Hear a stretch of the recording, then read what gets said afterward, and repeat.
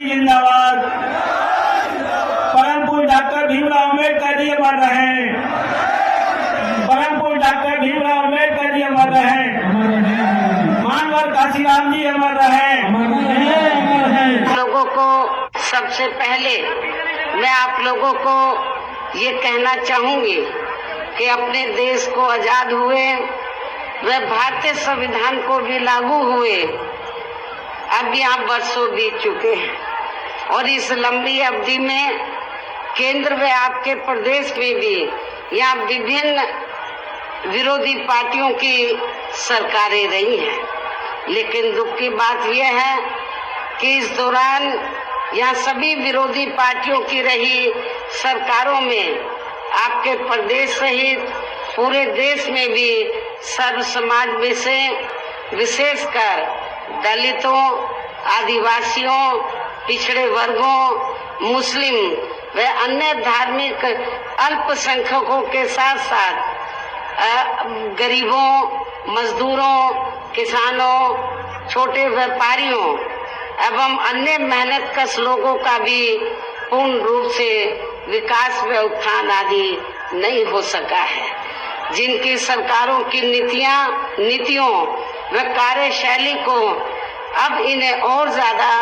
आजमाने की जरूरत नहीं है और इस मामले में खासकर मैं दलितों, आदिवासियों व अन्य पिछड़े वर्गों के लोगों को ये भी बताना जरूरी समझती हूँ कि इन्हें परम पूज्य बाबा साहब डॉक्टर भीमराव अम्बेडकर के कड़े संघर्ष एवं अथक प्रयासों से भारतीय संविधान के तहत मिले कानूनी अधिकारों में से खासकर सरकारी नौकरियों में जो आरक्षण की सुविधा मिली है तो उसे भी यहाँ शुरू से ही इन वर्गों के प्रति हीन व जातिवादी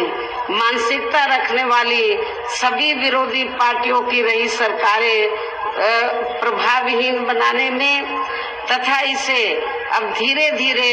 खत्म करने की भी पूरी कोशिश में लगी हुई है। यही मुख्य वजह है कि देश में आजादी के बाद व शुरू में केंद्र व अधिकांश राज्यों में भी काफी लंबे अरसे तक सत्ता में आसीन रही कांग्रेस पार्टी ने और अब पिछले कुछ वर्षों से केंद्र एवं काफी राज्यों में भी बीजेपी व अन्य विरोधी पार्टियों की भी रही सरकारों ने इनका ये आरक्षण का कोटा अभी तक भी पूरा नहीं किया है। पदोन्नति में आरक्षण को तो इन्होंने मान्य कोर्ट की आड़ में काफी हद तक खत्म ही कर दिया है और इस मामले में लगभग यही खराब स्थिति हमें यहाँ आपके मध्य प्रदेश स्टेट में भी देखने के लिए मिल रही है। इसके साथ ही अब इन वर्गों के लोगों को प्राइवेट सेक्टर में आरक्षण दिए जाने की व्यवस्था किए बिना ही केंद्र व राज्यों में भी ज्यादातर सरकारी कार्य यहाँ प्राइवेट सेक्टर के जरिए देश के अधिकांश बड़े बड़े पूंजीपतियों व धन्ना सेठों को ही दिए जा रहे हैं, जिसके कारण अब पूरे देश में इन वर्गों के लोगों को आरक्षण का बहुत कम ही लाभ मिल पा रहा है और इससे अब पूरे देश में दलितों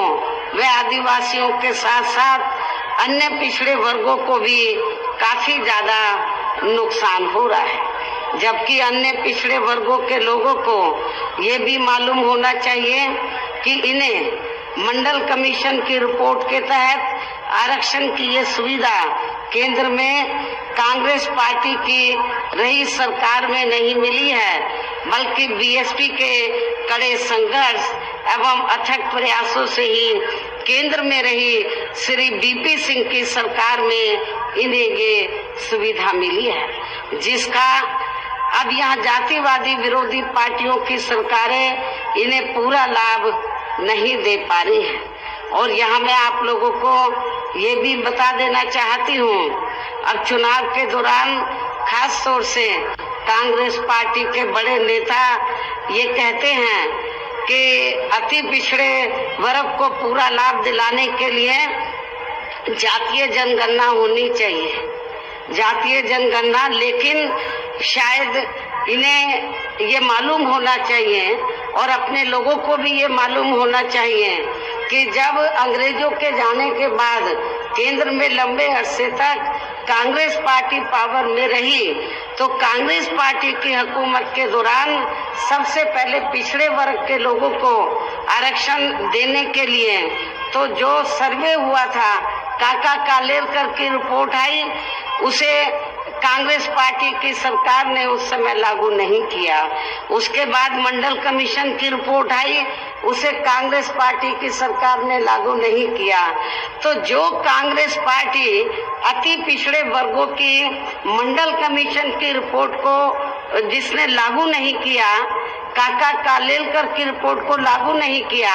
आज वो चुनाव के दौरान पिछड़े वर्गों की वोट लेने के लिए जो बड़ी बड़ी बातें कर रहे हैं जातीय जनगणना की, मेरे ख्याल आप लोगों को इनकी हवाई बातों के बहकावे में नहीं आना चाहिए, खास तौर से पिछड़े वर्ग के लोगों को। और पिछड़े वर्ग के लोगों को जो आरक्षण की सुविधा मिली है, तो ये देन बीएसपी की है। बीएसपी के अथक प्रयासों से श्री बीपी सिंह की सरकार में तो ये सुविधा इन्हें मिली है। आप लोग सुन रहे थे बहन कुमारी मायावती जी को। और आगे बहुजन समाज से संबंधित खबरों को जानने के लिए हमारे चैनल को लाइक, सब्सक्राइब और कमेंट जरूर करें। धन्यवाद।